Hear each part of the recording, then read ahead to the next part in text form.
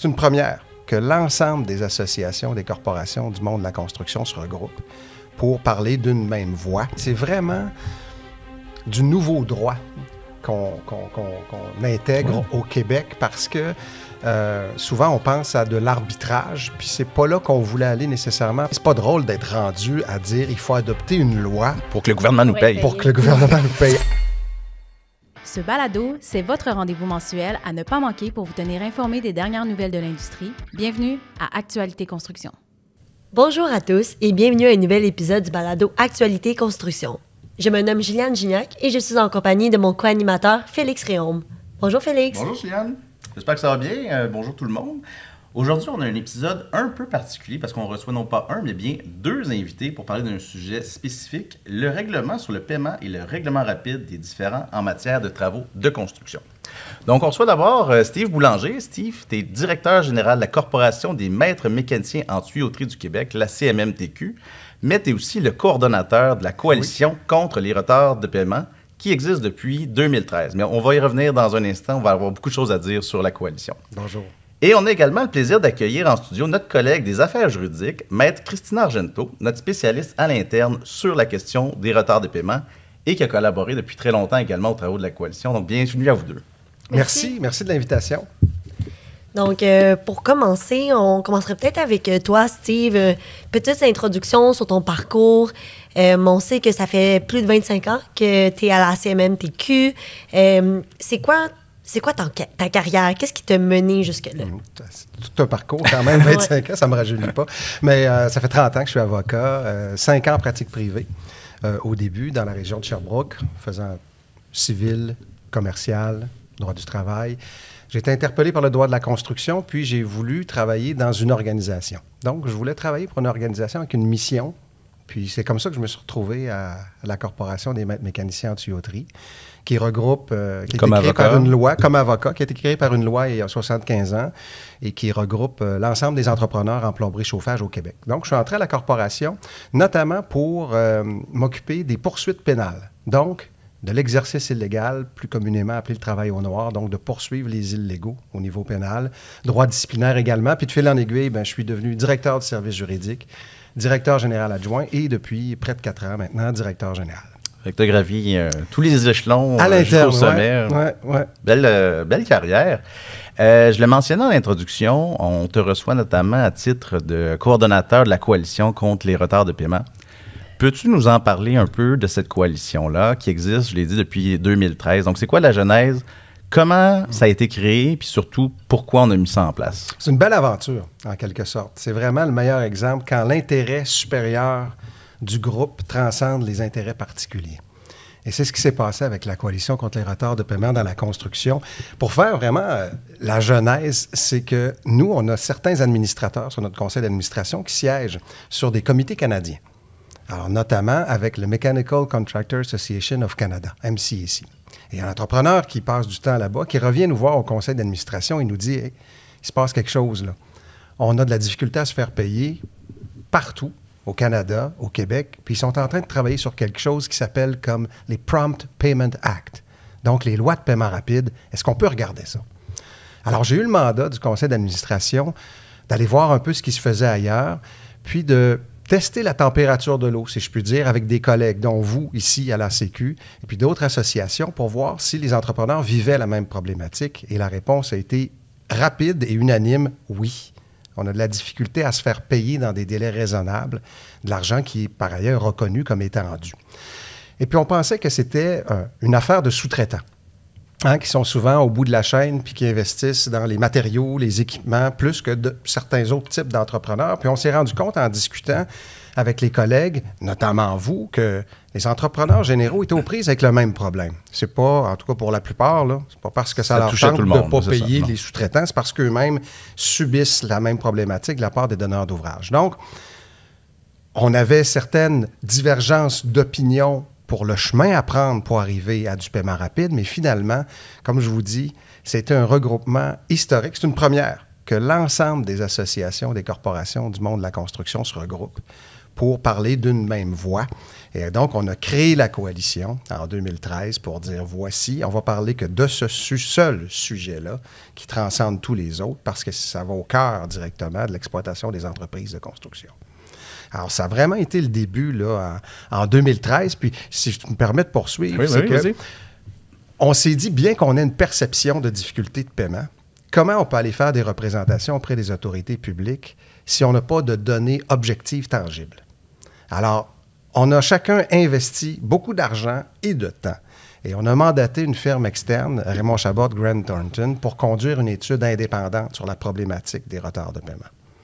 Et puis, on l'a chiffré, cette problématique-là, et ça nous a beaucoup aidé à amorcer des représentations auprès des autorités publiques. Puis quand je dis autorités publiques, on les a toutes faites. Oui, puis quand tu dis chiffrer, est-ce que tu veux dire chiffrer l'impact pour les entrepreneurs ou pour les donneurs d'ouvrages publics? Parce qu'on parle de retard de paiement. Évidemment, on comprend, ça veut dire en gros sur les contrats publics où le gouvernement est un mauvais payeur. Donc, pour l'entrepreneur, le gain est assez évident de vouloir se faire payer plus rapidement. Mais il y a également des impacts pour, justement, le gouvernement, pour le donneur d'ouvrages publics, parce que je pense qu'on constatait qu'il y avait moins d'intérêt pour ces contrats-là, notamment une des raisons étant le délai pour se faire payer. Exactement. Puis ça a été une de nos lignes pour défendre le dossier, parce que, évidemment, si on parle des entrepreneurs, oui, évidemment, puis c'est l'économie du Québec, puis la réponse au contrat public, mais qu'est-ce qu'il y a pour l'État là-dedans? Et l'étude de Raymond Chabot nous amène à des chiffres faramineux où on dit que si on avait davantage de soumissionnaires, donc de meilleures conditions pour les entrepreneurs pour soumissionner, on pourrait abaisser les coûts collectivement, et là, l'étude date de 2015, alors c'est encore plus vrai aujourd'hui, on pourrait économiser entre 960 millions de dollars et 2,1 milliards de dollars. Donc ça paraît, là. C'est gigantesque comme somme, là, juste pour le bénéfice de nos auditeurs. Donc ça, c'est en 2015, l'étude qui est réalisée. Exactement. Qui chiffre, dans le fond, c'est le désintérêt des entrepreneurs à soumissionner sur ces contrats-là qui entraîne un manque à gagner ou de l'ordre de cette grandeur-là pour aller jusqu'à 2 milliards. Parce que, évidemment, moins il y a de soumissionnaires, plus les prix sont élevés. Puis... Exactement, et ça a été documenté par Raymond Chabot. Puis pourquoi ils ne veulent pas soumissionner? Encore une fois, je donne quelques chiffres, mais je les révisais encore ce matin. Et puis je me disais, c'est incroyable. Et l'étude date de 2015. Là. Alors, combien pensez-vous qu'il y a de comptes à recevoir de plus de 30 jours de la part des entrepreneurs en construction? Le chiffre là, est faramineux, c'est 7,2 milliards de dollars qui est en quelque sorte pris dans les recevables de plus de 30 jours. C'est 2 tiers des recevables des entrepreneurs et 20 de ceux-ci sont 120 jours et plus. Et la plupart dans le cadre de contrats publics. Alors, on s'entend que c'est pas parce que le client n'est pas solvable. Et ça, j'aime que tu soulèves ça parce qu'on a tous été renversés. Une de nos premières rencontres avec le secrétariat du Conseil du Trésor, et ils se demandaient un peu ce qu'on faisait là, en nous disant, bien, vous êtes chanceux parce que vous êtes sûr que vous allez être payé parce que l'État est le meilleur payeur. Jamais il y aura d'insolvabilité. On a dit oui, mais encore faut-il savoir quand. Et si on peut se rendre jusque-là. Et une donnée de l'étude qui a été extrêmement pertinente et qui nous a donné une grande avancée, c'est qu'il y a plus de 3/4 des entrepreneurs qui ont dit, bien, j'évite de soumissionner sur certains contrats, surtout les contrats publics, en raison des conditions de paiement. Alors, moi, j'ai été invité à témoigner devant la commission Charbonneau à titre d'organisme régulateur, et on a amené cette donnée-là à la commissaire Charbonneau. Et ça a donné lieu à la recommandation 15 de la commission Charbonneau, qui disait « Réduisez les délais de paiement aux entrepreneurs de construction pour 1001 raisons, dont le bénéfice pour l'État. » Pour l'État. Et ça nous a donné, ça a été rendu en 2015, ce rapport-là, vraiment une avancée pour pouvoir dire au gouvernement, voyez, il n'y a pas que nous qui le disions, il y a également la commissaire qui a rendu cette recommandation-là en 2015. Difficile d'avoir plus objectif comme recommandation. Oui, ça fait quand même 10 ans. Oui, le temps passe vite. Puis plus récemment, on a eu une nouvelle mouture du règlement, Juliane. Mais oui, en fait, c'est ça, c'est que si je comprends bien, donc, après une croisade de plus de 12 années de la coalition, vous avez fait vraiment une multitude d'apparitions sur les différentes tribunes. Oui. On peut enfin dire mission accomplie. le règlement sur les paiements et le règlement rapide des différends en matière de travaux de construction est entré en vigueur le 8 septembre dernier. Mais, comme tu le mentionnais, Félix, avant d'en arriver à cette mouture-là, il y a eu plusieurs projets pilotes. Plusieurs versions qui n'étaient pas tout à fait à la hauteur des attentes de la coalition. Est-ce que ça serait possible de nous en parler davantage? Certainement. La première victoire après la recommandation de la commission Charbonneau, c'était en 2018 où le gouvernement, comme tu le dis, Juliane, a mis en place un projet pilote. Donc, 52 projets de construction de 2018 à 2021 pour nous permettre de tester le modèle, d'évaluer. C'est ce que le gouvernement nous avait dit avant d'adopter une législation mur à mur. Est-ce qu'on peut tester certaines choses? On s'est montré bon joueur. On a joué l'exercice, bien qu'en Ontario, déjà en 2019, on avait une loi sur les paiements rapides qui couvrait l'ensemble des contrats de construction. Elle était plus rapide d'ailleurs. Public et privé. Alors, on s'est prêté au jeu. Ça donne un bilan positif. Alors, le secrétariat du Conseil du Trésor, en 2022, a publié son bilan qui était positif. On a démontré, d'ailleurs, ça fait le lien à ce qu'on disait tantôt, une augmentation d'intérêt de la part de soumissionnaires pour ces contrats-là, ces contrats publics. Alors, est arrivé le projet de règlement en 2024. Alors là, on se disait, enfin, on arrive à quelque chose. Ça y est. Et puis, on était un peu déçus. On est resté sur notre faim parce qu'il y a des éléments qu'on avait testés dans les projets pilotes qui fonctionnaient bien, qui ont été changés dans la mouture réglementaire de 2024, dans le projet de règlement. J'en donne quelques exemples. On a fait des représentations, notamment sur 4 points. Maria Christina va en parler tantôt du calendrier de paiement. Bien, nous, on est sur des dates fixes. Il y a une raison très précise, alors que là, on nous arrivait avec des délais. Alors, être payé le 21 du mois, ou, alors ça c'est très précis, hein, c'est une date précise dans le calendrier, ou 21 jours après la réception d'une facture, plus difficile à compter. Quand est-ce que la facture est partie? Est-ce que c'est le moment de l'émission? L'émission. Réception, acceptation, etc. Donc, premier point de représentation qu'on a fait en disant on n'a jamais testé ce bout-là. Autre élément fondamental, quand il y a des avis de changement, on dit aux entrepreneurs, bien, vous calculez ce que ça coûte, ce que le donneur d'ouvrage vous demande de modifier dans le cadre du contrat, puis vous envoyez votre demande de paiement. Dans ce projet-là, on disait, si le maître de l'ouvrage refuse de payer, bien, l'entrepreneur général peut refuser de payer son sous-traitant également, ce qui est normal. Il n'est pas lui-même payé, donc il y a un litige. Et là, ce projet de règlement-là venait nous dire, bien, cher entrepreneur général, entends-toi avec le maître d'ouvrage en 90 jours ou saisis un intervenant expert parce que tu vas être obligé de payer ton sous-traitant. Et si tu t'entendais, de l'autre côté, s'il s'entend, le général, avec le maître de l'ouvrage, ben c'est sans la participation du sous-traitant qui pouvait perdre ses droits. Donc, c'était carrément inacceptable pour la coalition, que ce soit pour les entrepreneurs généraux ou spécialisés de toute façon. On limitait également le droit d'accès à l'intervenant expert. Donc, régler les litiges de façon rapide. Alors là, on est venu imposer 2 conditions dans ce projet de règlement-là. Pas plus de 500 000 $ de réclamation, et puis vous devez présenter le recours à l'intérieur d'un délai de 90 jours de sa naissance. La naissance du litige, alors que des fois, ça peut prendre plus de temps pour les parties pour changer de l'information, tenter de s'entendre. Donc ça aussi, c'était inacceptable de notre côté. Ça limitait trop l'application du règlement. Tout à fait, tout à fait. Puis finalement, on voulait aussi, ça c'était une 4e demande, simplifier le processus, alors permettre, meilleur exemple, c'est le cas que je viens de dire, la vie de changement. On sait que beaucoup d'entrepreneurs vont être impliqués dans la vie de changement, les spécialisés, le général, le donneur d'ouvrage, puis il n'y avait pas possibilité d'avoir une seule intervention.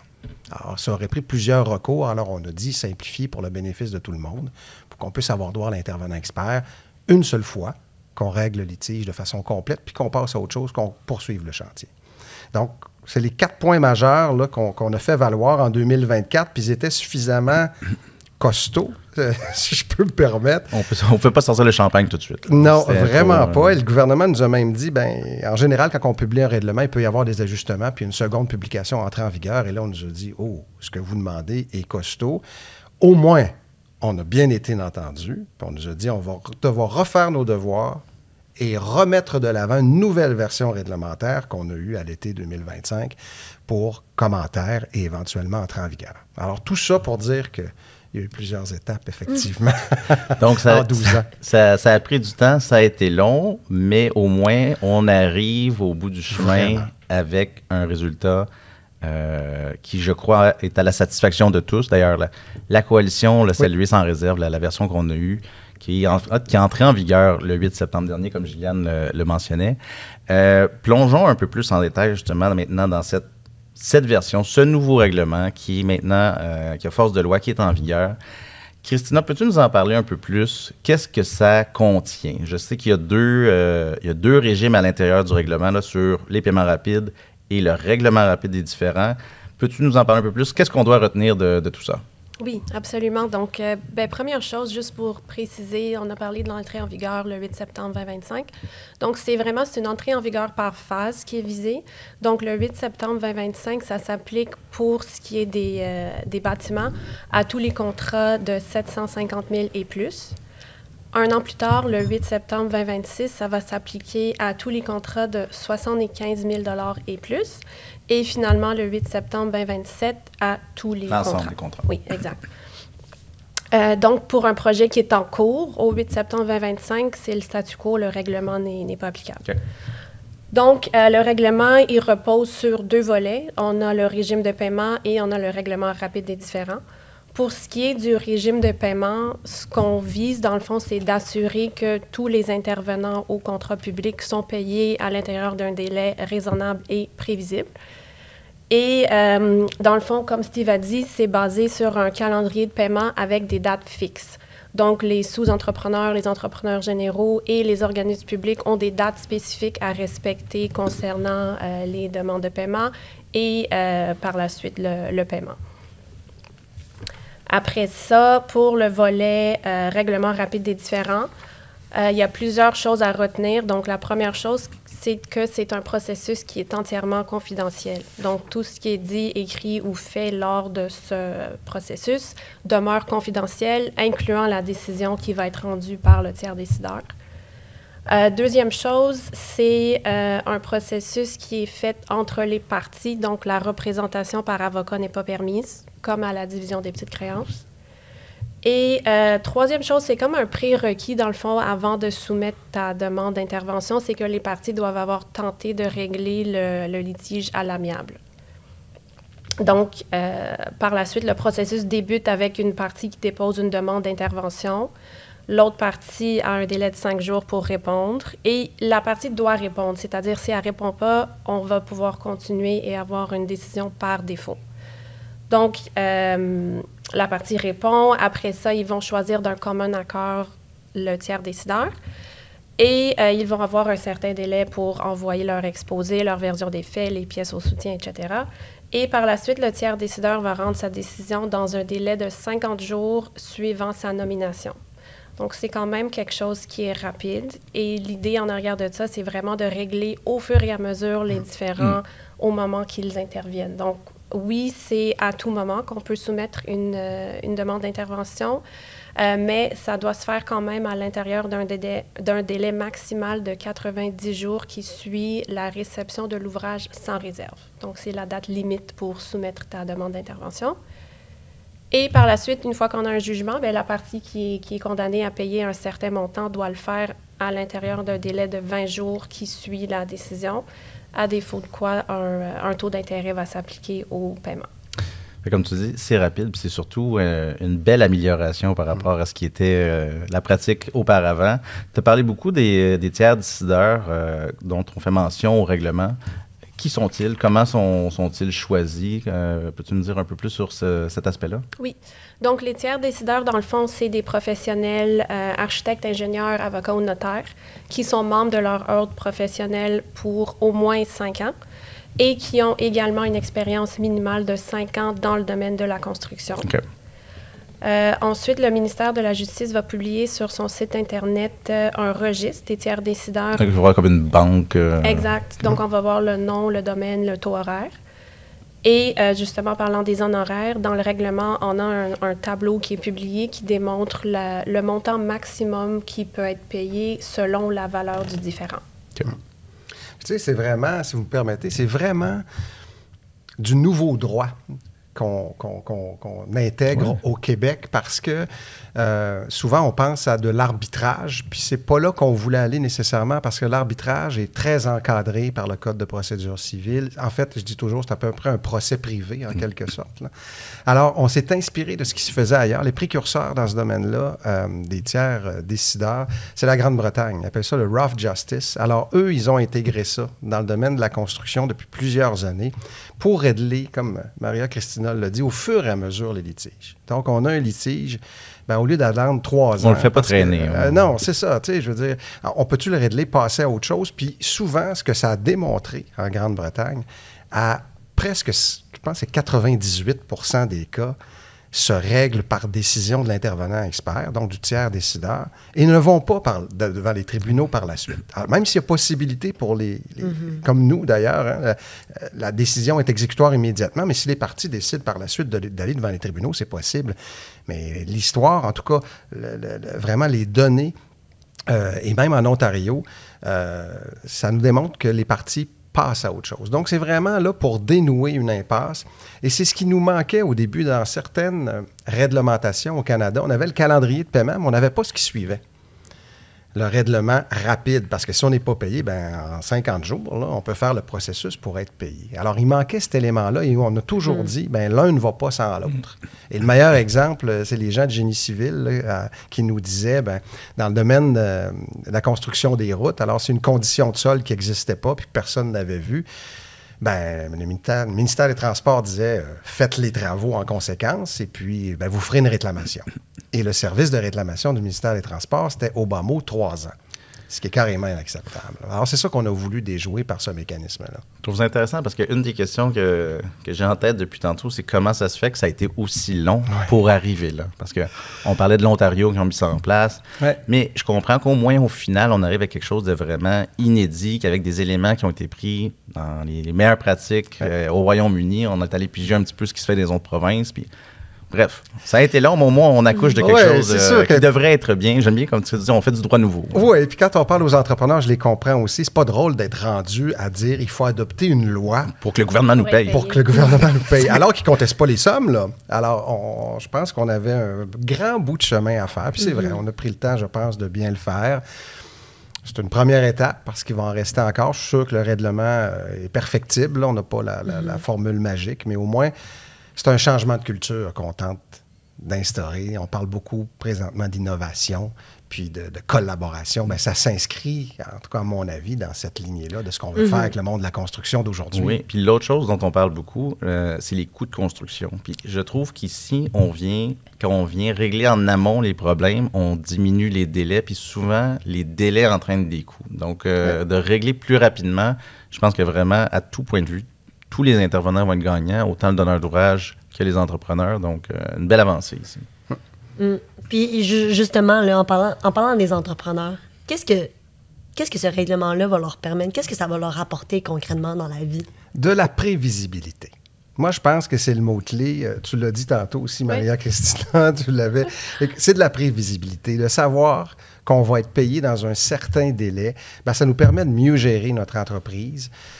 Pensez à innover aussi. On parle d'innovation, bien, ça prend du flux de trésorerie pour pouvoir dire, bien, j'ai une prévisibilité, j'investis, puis je trouverai le retour sur mon investissement. Alors, je pense vraiment que c'est une des clés qui nous amène vers des meilleures relations. Et puis là, bien, si on a de bonnes relations, bien, puis qu'on règle rapidement nos problèmes, bien, on fait de meilleurs projets aussi. Je pense que c'est vraiment la clé là, de tout. Puis on sait que cash is king, hein? C'est sûr que l'argent, c'est le nerf de la guerre dans une entreprise. On a bien beau le dire, mais il faut quand même payer à la semaine nos travailleurs, nos équipements, les DAS. Bien, ils savent de quoi je parle, les entrepreneurs, là, plus que moi. Puis c'est plus productif d'avoir quelqu'un à l'intérieur qui s'occupe de l'organisation puis de la gestion de contractuels au lieu de faire de la collection, comme on dit, des recevables qui sont passés 30 jours. Oui, et donc juste pour renchérir sur ce que tu as dit, Steve, quant à la prévisibilité, dans le fond, je ne l'ai pas mentionné tout à l'heure quand j'ai parlé du calendrier de paiement parce que je pourrais parler juste de ça pendant 30 minutes. Mais dans le fond, lorsque l'entrepreneur soumet sa demande de paiement, l'organisme public a jusqu'au 21e jour pour pouvoir envoyer un avis de refus. S'il ne le fait pas, la demande elle est présumée valide.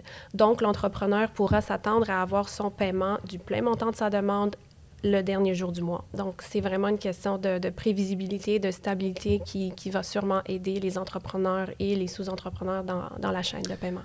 C'est vraiment une belle victoire pour l'ensemble de l'industrie parce que, comme tu l'as mentionné au début, là, c'est vraiment une première où on avait l'ensemble des joueurs qui se sont regroupés au sein d'une coalition pour défendre un sujet bien spécifique. Là. Fait que vraiment... Donc, on peut dire mission accomplie. Ben, je pense qu'on peut être fiers collectivement de cet accomplissement-là. On a toujours tenu le même discours au diapason, l'ensemble de l'industrie. Et si n'eût été de ça, je ne pense pas qu'on aurait eu le gain qu'on a aujourd'hui si on avait eu des gens dissidents qui n'auraient pas tenu la même ligne ensemble, puis on le fait pour le bénéfice de l'industrie. Alors, chapeau à toutes les associations qui ont contribué, dont la vôtre d'ailleurs. Bien, écoute, moi, je vais te lever mon chapeau parce que toi, tu es là depuis les tout débuts. Oui. Maria-Christina, ça fait quand même plusieurs années également. Moi, plus récemment, mais vraiment, là, tout le monde a mis la main à la pâte pour faire avancer ce dossier-là à travers les années puis arriver aux résultats qu'on a aujourd'hui. Fait que c'est vraiment des bonnes nouvelles pour nos entrepreneurs. En terminant, c'est quoi les prochaines étapes par rapport soit au règlement en question ou de façon plus large sur la question des paiements rapides, puis sans vouloir orienter ta réponse, mais on était, toi et moi, en commission parlementaire l'automne dernier pour le projet de loi 79 qui visait le monde municipal et on en a profité pour aborder cette question-là également, des délais de paiement dans le milieu pour les contrats publics au niveau municipal. Oui, puis ça porte tes fruits. Alors ça, c'est pas toujours facile en commission parlementaire d'arriver à imposer des modifications à un projet de loi. Effectivement, on a fait la commission ensemble, Félix, puis c'est agréable de voir que le gouvernement a introduit dans la loi des contrats municipaux, les mêmes dispositions qu'on a dans la loi des contrats des organismes publics pour pouvoir intégrer une réglementation sur les paiements rapides au niveau municipal. Parce que oui, c'est un premier pas. Ce qu'on a présentement au 8 septembre, c'est de la réglementation pour les contrats des organismes publics. Donc, on pense au ministère, on pense à la Société québécoise des infrastructures, santé, éducation, université, etc. On n'a pas les organismes municipaux là-dedans. On n'a pas les sociétés de transport là-dedans. On n'a pas les sociétés d'État, comme Hydro-Québec et autres, qui sont exclus du régime de paiement rapide là, qui est entré en vigueur. Donc, il reste encore du chemin à parcourir, mais je pense qu'une fois que la porte est ouverte, je fais le pari que les donneurs d'ouvrage vont se rendre compte à la longue des bénéfices et que les entrepreneurs vont peut-être être plus enclins à soumissionner sur ces projets-là au lieu d'y aller sur les autres où il pourrait y avoir encore des enjeux de paiement. Fait qu'on espère qu'à terme, et c'est le mandat de la coalition, que non seulement l'ensemble des contrats publics soient couverts, mais également les contrats du domaine privé, comme c'est le cas en Ontario. Parce qu'on a fait un très grand bout de chemin, mais comme tu le mentionnais, avec les contrats des sociétés de transport, des villes, Hydro-Québec, il reste encore des dizaines de milliards de contrats publics qui ne sont pas régis par ce nouveau régime-là. Fait que oui, on a encore du travail à faire. Exactement. On ne s'ennuiera pas pour les prochaines années. Bon, bien, c'est super. C'est ce qui conclut donc notre épisode de balado aujourd'hui. Merci beaucoup, Christina, Steve, d'avoir été parmi nous aujourd'hui. Plaisir. Très intéressant comme discussion. Nous, Félix, comme à l'habitude, on se retrouve le mois prochain pour un prochain épisode de balado.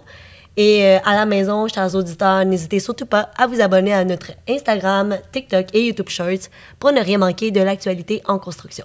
Actualité Construction est une production de l'Association de la construction du Québec, le plus grand regroupement d'employeurs des secteurs institutionnels, commercial, industriel et résidentiel. Pour savoir comment nous soutenons les entrepreneurs du Québec avec nos formations, nos outils et notre accompagnement diversifié, ou pour écouter nos prochains balados, rendez-vous sur notre site acq.org.